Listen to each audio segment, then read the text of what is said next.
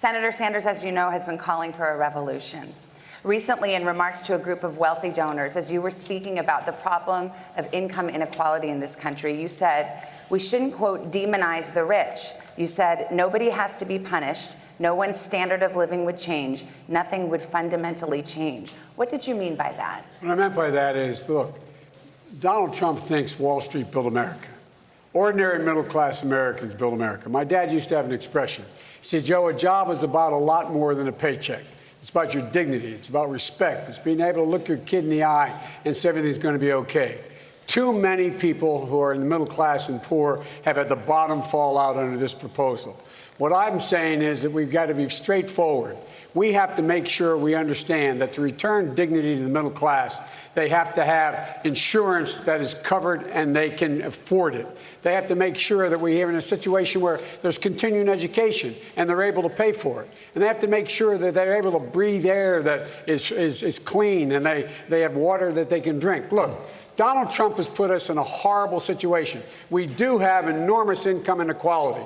And the one thing I agree on is we can make massive cuts in the $1.6 trillion in tax loopholes out there, and I would be going about eliminating Donald Trump's tax cuts for the wealthy. Vice President Biden, thank you. Vice President, would you like to sing a torch song? I would. I'm still holding on to that torch. I want to make it clear to you, look, the fact of the matter is what we have to do is make sure that everybody is prepared better to go on to educate for an education. The fact is that that's why I propose us focusing on schools that are in distress. That's why I think we should triple the amount of money we spend for Title I schools. That's why I think we should have universal pre-K. That's why I think every single person who graduates from high school, 65 out of 100 now, need something beyond high school. And we should provide for them to be able to get that education. That's why there should be free community college, cutting in half the cost of college.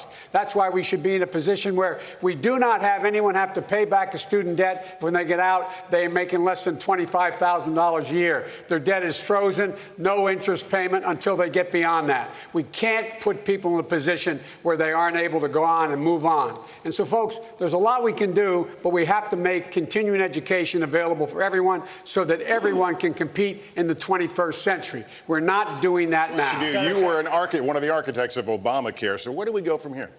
Look, this is very personal to me. When my wife and daughter were killed in an automobile accident, my two boys were really very badly injured. I couldn't imagine what it would be like had I not had adequate health care available immediately. And then when my son came home from Iraq after a year, he was diagnosed with terminal cancer, and he was given months to live. I can't fathom what would have happened if, in fact, they said, by the way, the last 6 months of your life, you're on your own. We're cutting off. You've used up your time. The fact of the matter is that the quickest, fastest way to do it is build on Obamacare, to build on what we did. And secondly, to make sure that everyone does have an option. Everyone, whether they have private insurance, employer insurance, or no insurance, they, in fact, could buy in the exchange to a Medicare-like plan. And the way to do that, we can do it quickly. Look, urgency matters. There's people right now facing what I faced and what we faced without any of the help I had. We must move now. I'm against any Democrat who opposes to take down Obamacare and any Republican who wants to get rid of Obamacare. Let me turn to Vice President Biden, I believe you said that your health care plan would not cover undocumented immigrants. Could you explain your position? I'm sorry, I beg your pardon. I believe at the show of hands, you did not raise your hand. Did you raise your hand? No, I did. Okay, sorry. So you said they would be covered under your plan, which is different than Obamacare. Yes, but here's the thing. Can you explain that change? Yes. You cannot let, as the mayor said, you cannot let people who are sick, no matter where they come from, no matter what their status, go uncovered. You can't do that. It's just going to be taken care of, period. You have to. It's a humane thing to do. But here's the deal. The deal is that he's right about three things. Number one, they, in fact, contribute to the well-being of the country, but they also, for example, they've increased the lifespan of Social Security because they have a job, they're paying a Social Security tax. That's what they're doing. It's increased the lifespan. They would do the same thing in terms of reducing the overall cost of health care by them being able to be treated and not wait till they're in extremis. The other thing is, folks, look, we can deal with these insurance companies. We can deal with the insurance companies by, number one, putting insurance executives in jail for their misleading the misleading advertising, what they're doing on opioids, what they're doing paying doctors to prescribe. We could be doing this by making sure everyone who is on Medicare, that the government should be able to negotiate the price for whatever the drug costs are. We can do this by making sure that we're in a position that we, in fact, allow people. Would you decriminalize crossing the border without documents? The first thing I would do is unite families. I'd surge immediately billions of dollars worth of help to the region immediately. Look, I talk about foreign policy. I'm the guy that got a bipartisan agreement at the very end of the campaign, at the very end of our term, to spend $740 million to deal with the problem.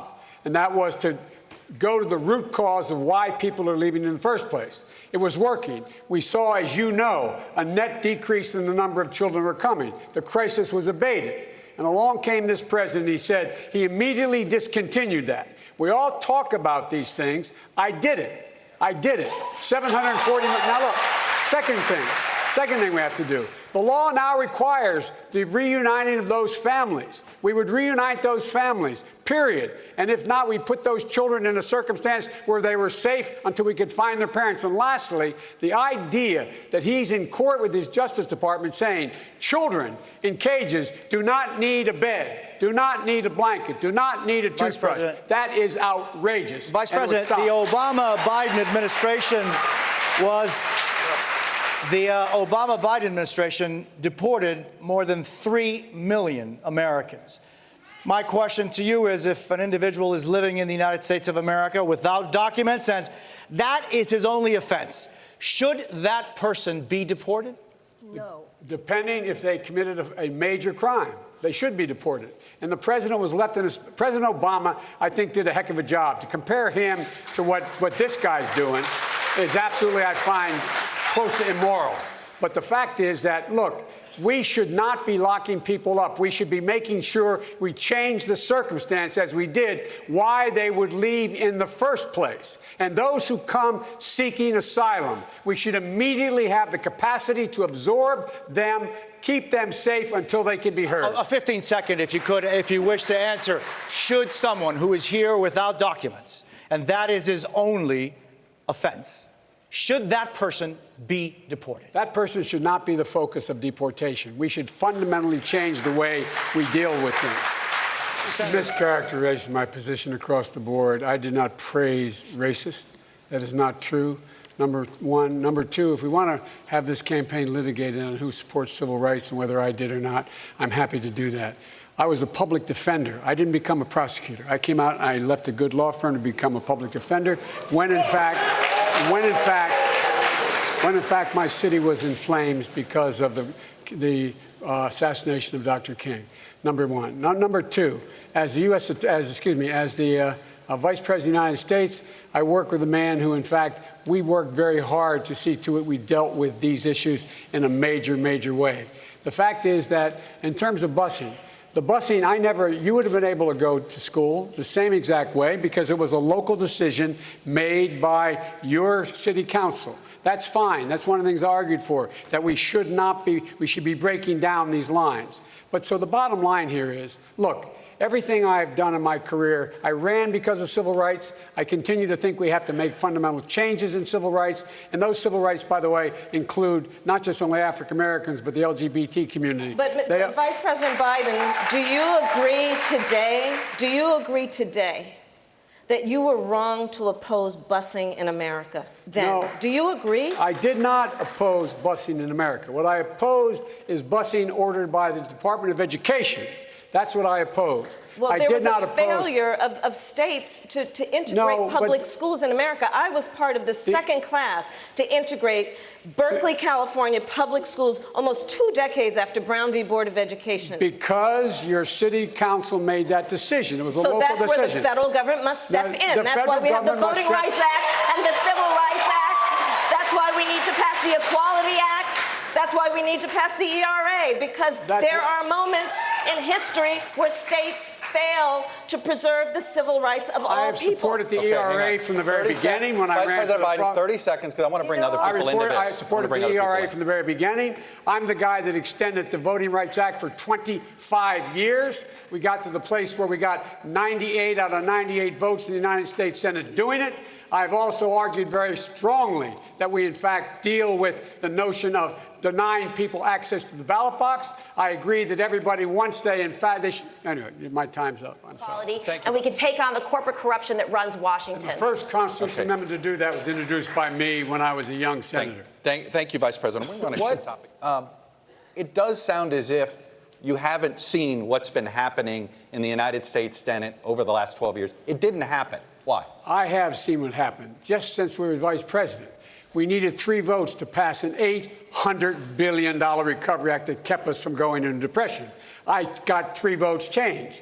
We needed to be able to keep the government from shutting down and going bankrupt. I got Mitch McConnell to raise taxes $600 billion by raising the top rate.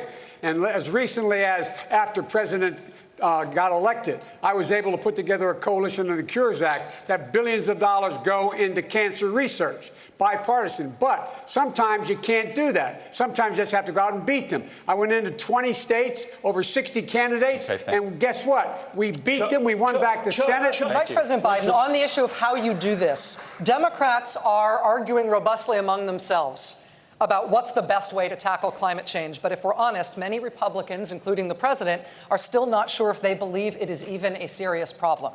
So, are there significant ways you can cut carbon emissions if you have to do it with no support from Congress? The answer is yes. Number one, in our administration, we built the largest wind farm in the world, the largest solar energy facility in the world. We drove down the price, competitive price of both of those renewable sources. I would immediately insist that we, in fact, build 500,000 recharging stations throughout the United States of America, working with governors, mayors, and others, so that we can go to a full electric vehicle future by the year 2020, or by the year 2030. I would make sure that we invested $400 million in new science and technology to be the exporter, not only of the green economy, but economy that can create millions of jobs. But I would immediately join the Paris Climate Accord. I would up the ante in that accord, which it calls for, because we make up 15% of the problem. 85% of the world makes up the rest. And so we have to have someone who knows how to corral the rest of the world, bring them together, and get something done like we did in our administration. Senator Sanders, I want to give you... I'm going to go down the line here, and I'm asking you, please, for 1 or 2 words only. All right? Please. Really? President Obama in his first year wanted to address both health care and climate. And he could only get one signature issue accomplished. It was, obviously, health care. He didn't get to do climate change. You may only get one shot, and your first issue that you're going to push, you get one shot that it may be the only thing you get passed. What is that first issue for your presidency? Vice President Biden, your first issue, Mr. Vice President. I think you're so underestimating what Barack Obama did. He's the first man to bring together the entire world, 196 nations, to commit to deal with climate change immediately. So I don't buy that. But the first thing I would do is make sure that we defeat Donald Trump. Okay. Period. A real 30 seconds? A real 30 seconds. Okay. I'm the only person that's beaten the NRA nationally. I'm the guy that got the Brady bill passed, the background checks, number one. Number two, we increased that background check during the Obama-Biden administration. I'm also the only guy that got assault weapons banned, and the number of clips in a gun banned. And so, folks, look, and I would buy back those weapons. We already started talking about that. We try to get it done. I think it can be done, and it should be demanded that we do it, and that's a good expenditure of money. And lastly, we should have smart guns. No gun should be able to be sold unless your biometric measure could pull that trigger. It's within our right to do that. We can do that. Our enemy is the gun manufacturers, not the NRA. The gun manufacturer. Vice President, But the NRA is taking orders from the gun And manufacturer. this is what this question is, which is you're likely going to have to reset a relationship between America and another country or entity if you become president perhaps because of some relationship that you just mentioned about President Trump. What is the first relationship you like to reset as president? Vice President, I'm trying to be quick. We know NATO will fall apart if he's elected 4 more years. It's the single most consequential alliance in the history of the United States. Senator, You voted for the Iraq war. You have since said you regret that vote. But why should voters trust your judgment when it comes to making a decision about taking the country to war the next time? Because once Bush abused that power, what happened was we got elected after that. I made sure the president turned to me and said, Joe, get our combat troops out of Iraq. I was responsible for getting 150,000 combat troops out of Iraq, and my son was one of them. I also think we should not have combat troops in Afghanistan. It's long overdue. It should end. And thirdly, I believe that you're not going to find anybody who has pulled together more of alliances to deal with what is the real stateless threat out there. We cannot go it alone in terms of dealing with terrorism. So I'd eliminate the act that allowed us to go into war and not the AUMF, and make sure that it could only be used for what its intent was, and that is to go after terrorists, but never do it alone. That's why we have to repair our alliances. We put together 65 countries to make sure we dealt with ISIS in Iraq and other places. That's what I would do. That's what I have done, and I know how to do it. Thank you very much. I'm ready to lead this country because I think it's important we restore the soul of this nation. This president has ripped it out. It's the only president in our history who has equated racist and white supremacist with ordinary and decent people. He's the only president who has engaged and embraced dictators and thumbed her nose at our allies. I'm secondly running for president because I think we have to restore the backbone of America, the poor and hardworking middle-class people. You can't do that without replacing them with the dignity they once had. Lastly, we got to unite the United States of America as much as anybody says we can. If we do, there's not a single thing the American people can't do. This is the United States of America. We can do anything if we're together. So God bless you all, and may God protect our troops.